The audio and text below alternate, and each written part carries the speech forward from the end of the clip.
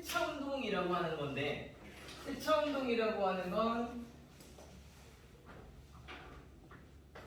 경사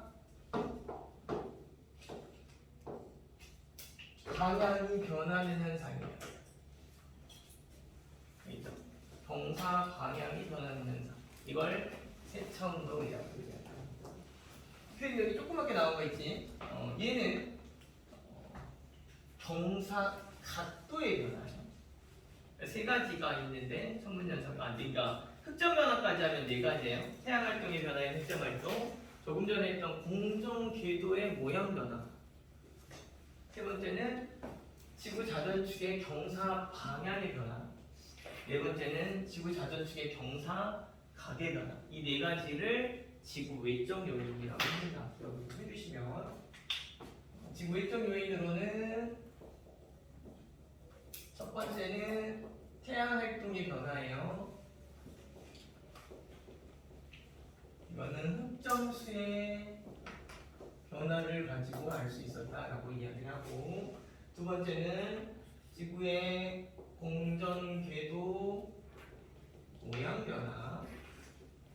이건 다른 표현으로 이심률의 변화라고 이야기를 하기도 하고, 세 번째는 지구 자전축의 방향 변화라고 이야기를 하는데, 얘는 세차 운동이라고 이야기를 합니다. 안 보여서요?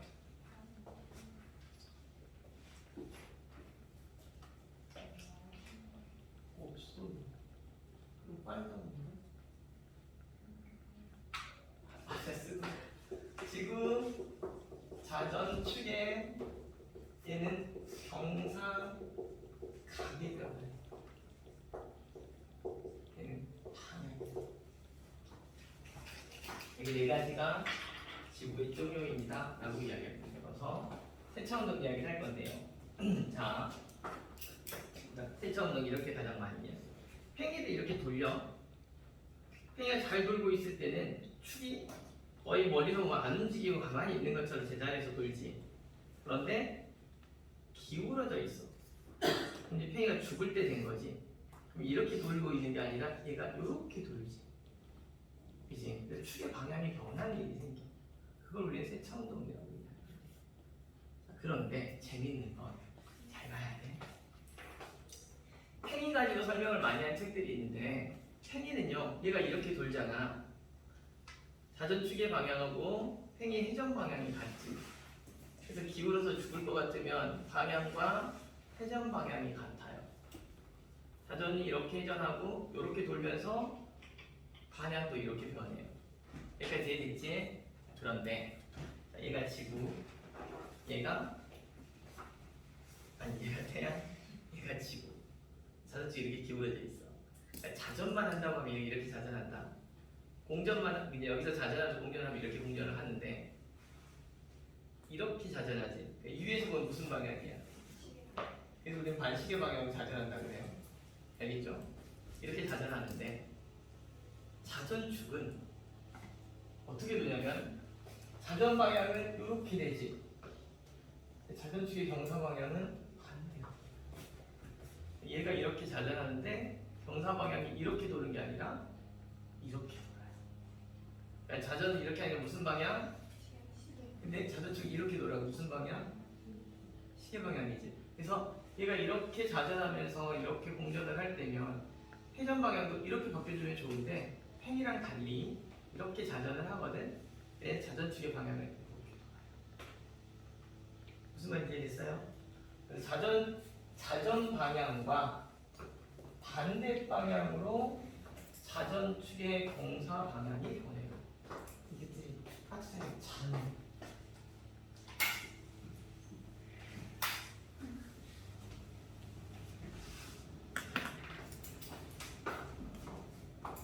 꼭 기억하셔야 돼요. 자, 이 세차 운동의 주기가요 26,000년이에요. 이것도 좀 기억을 하셔야 돼요. 26,000년. 근데 줄 거예요, 조건은. 자, 그러니까 이번에 공전을 안 시킬게. 공전 안 시키고 이제 잘 봐. 지구가 이렇게 자전하고 있는데 이렇게 있다가 26,000년이니까 한 바퀴 이렇게 돌아오는데 걸린 시간이 26,000년이라는 이야기지. 저 때 무슨 일이 생기냐면 계절 변화가 생길 거야. 선생님이 자전축의 기울기 방향을 가지고 봄, 여름, 가을, 겨울을 결정할 수 있다고 그랬지. 자, 지금 북반구 기준으로 항상 이야기할게요. 계절이 뭐야?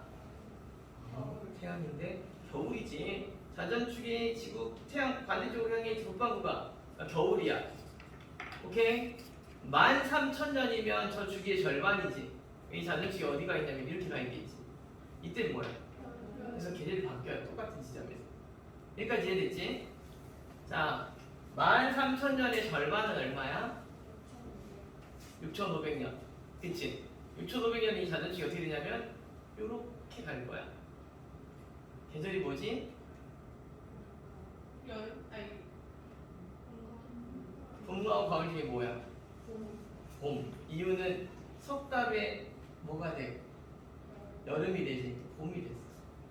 현재는 겨울인데 잘 모르겠으면 석 달로 90도 돌려보면 돼. 여름이 되지. 이때는 봄이야. 다시 6,500년 후에는 여름이 됐지. 6,500년이 더 지났네. 그러니까 지금 현재보다 6,500년 전은 이랬겠지. 이때 계절은 뭐야? 가을이겠지. 3개월의 겨울 되니까. 예전에는 현재와 반대가 되는 13,000년 전, 13,000년 후만 됐거든. 최근에는 6,500년 후, 6,500년 전도 돼요. 짜증나지? 그래서 야 짜증나겠지. 그래서 26,000년을 주기로 한 바퀴 도는데 조심할 건 지구의 자전 방향과 동사 방향의 방향은 반대다. 그러니까 다른 책들 보면 분명히 팽이 그려진 책들이 있어요. 세차 운동 설명하면서. 근데 팽이는 얘가 이게 축 방향으로 도는 방향으로 방향으로 변하거든. 이렇게 회전하면서 이렇게 돌거든요. 죽으려면. 근데 얘는 반대로 나타나는 현상. 꼭 기억해주세요. 알겠죠? 그래 반대로 나타나야 똑같이 돈다고 생각하면 이렇게 가버리면 6,500년 전 후가 되면 이렇게 돼버리면 계절이 반대가 될 거니까.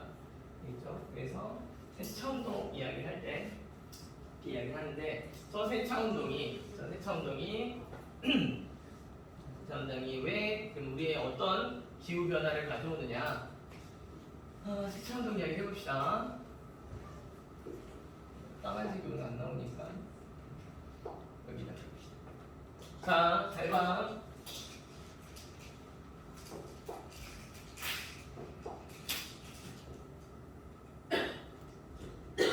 현재 태양이 여기 있어. 그리고 북방구 기준 이야기입니다. 지금 맞지? 원일점에서 여름, 근일점에서 겨울. 이게 현재 북방구예요. 자, 북방구가 기준으로 하면 현재가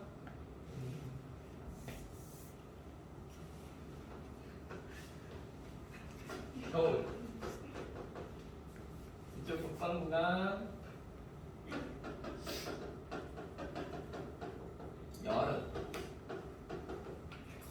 조건 현재와 자전축의 방향이 반대가 되면 따라서 13,000년 후 또는 13,000년 전이라고 생각을 하시면 돼요. 그러니까 그 대신 조건은 다른 건 변화가 없어요. 알겠지? 아까 우리가 공정계도 일신제의 변화 이야기할 때도 모양만 변했지 계절이 바뀌지 않았어요. 자전축의 방향이 바뀌지 않았어요. 여기는 다른 건 바뀌면 안 되고 오로지 자전축의 방향만 변화를 줄 거예요. 자전축의 방향에 변화를 주면 13,000년 후니까 완전히 반대가 되겠지. 13,000년 후니까 완전히 반대가 될 거예요. 그래서 이제 근일점에 북반구는 계절이 뭐가 되냐면 여름이 되고 원일점에서 북반구의 계절은 겨울이 돼요. 그치? 그런데 반대가 됐는데 이 북반구를 보면요 여름이 된 시점에서 보니까 근일점이지. 원래 근일점에서는 겨울이었는데 여름에 근일점이 여름이 돼버렸지. 얘는 원일점에서 겨울이 돼버렸지. 그러니까 이때 여름에 비하면 이때 여름은 기온이 어떻게 될까? 높아지겠지. 가까운 여름이 됐으니까. 북반구 기준으로 여기 먼 원일점에서의 여름이었는데 근일점에서 여름으로 바뀌었으니 여름의 기온이 상승합니다. 그 다음 근일점에서 겨울이었는데 원일점에서의 겨울로 바뀌었지. 그럼 멀어진 겨울이니까 더 추워지니까 기온이 하강하겠죠. 여름의 기온이 상승하고 겨울의 기온이 하강했으니 북반구는 연교차가 증가하죠.